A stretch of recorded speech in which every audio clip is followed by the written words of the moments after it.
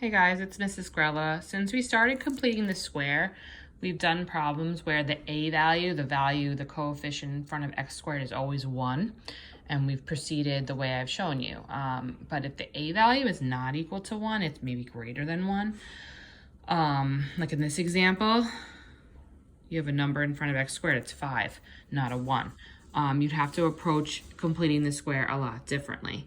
What you would have to do first is divide every term by that number, whatever the number is. So since a is 5, we're dividing by 5. If a was 3, we would divide by 3. It all depends on what the number is. So whatever this number is in front of x squared, we would divide it out to each value. When I divide these, I get 1x squared, which is just x squared.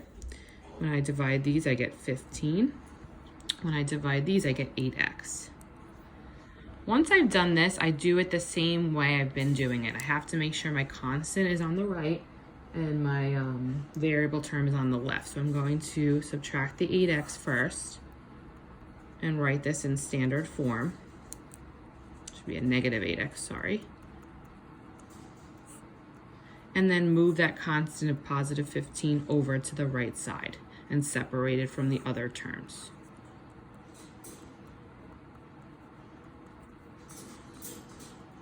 Now that I've done that, I can proceed the same way. I would take half of the middle term, that b value, now that it's in standard form.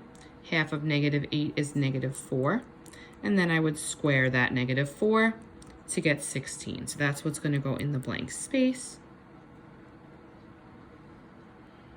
All right, whatever I do here, I'm going to do here. All right, so now I am left with this that I have to factor using Diamond. My factors will be negative 4 and negative 4. They multiply to 16 and they add to negative 8. So it's x minus 4 times x minus 4, which we know is x minus 4 squared. And then I would add these together and actually get a 1 because it's a negative 15 plus 16. All right, from there, I still have to solve for x. So I need to square root both sides. So I'm left with x minus 4 equals plus or minus the square root of 1. So to get x alone, I have to add 4. So I'm left with 4 plus or minus the square root of 1. Now, this one's a little different than any of the ones you've seen before, because the square root of 1 is actually a perfect square. If it was not, like let's say it was the square root of 5 or something like we've normally seen, we would kind of just leave it like that.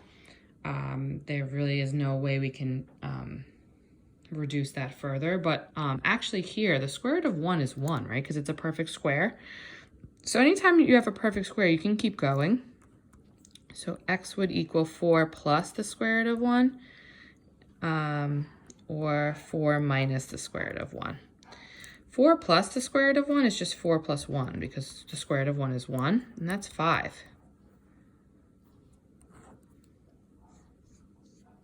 All right, 4 minus the square root of 1 is really just 4 minus 1, which is 3. So your answers to this one are actually 5 and 3.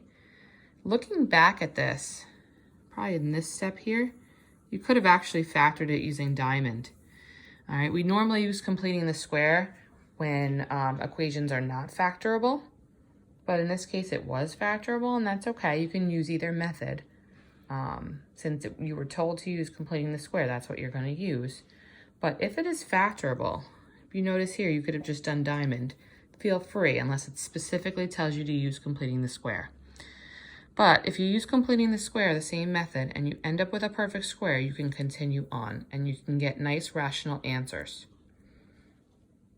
If your number under your square root is not a perfect square, you would stop, just like we've been doing, all right? But basically what I wanted to show you is that if the a value, the value in front of x squared, is not equal to 1, it's a number that's bigger than 1, it needs to be divided to both sides of the equation, all terms, before you can start the completing the square process.